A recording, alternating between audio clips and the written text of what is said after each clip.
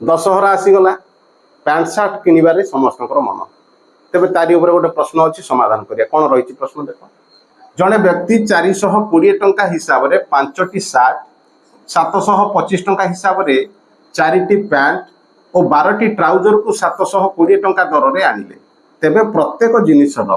हाराहारी मूल्य केते देख प्रश्न हिसाब से व्यक्ति जनक 5टी आनी कौन सार्ट आनी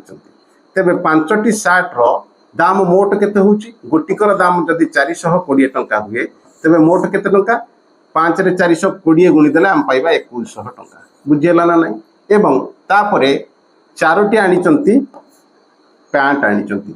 गोटे पैंट रो दाम केते 725 टंका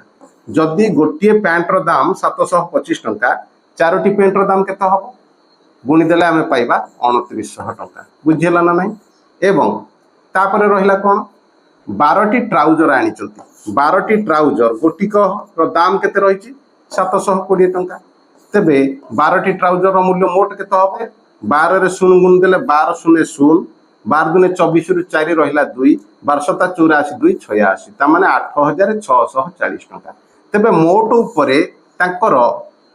पैंट सार्ट आउ ट्राउजर किनिबारे केते टंका खर्च होईची देखि दबा ये हला 40 9 6 15 1 16 8 2 10 2 12 के 13 ता माने 13640 टंका से मोट खर्च करिसंती तेबे जिनिस केतेटा आनिसंती देखि दबा 5 4 9 9 12 हे गला 21 तेबे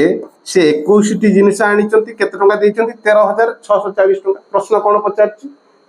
प्रत्येक जिनिसर हाराहारी मूल्य केते तेबे कोन करिबा मोट मूल्य रे आनिथिबा जिनिस संख्या को हरि दबा केते 21 हरि देले पाई जिबा केते 649 टंका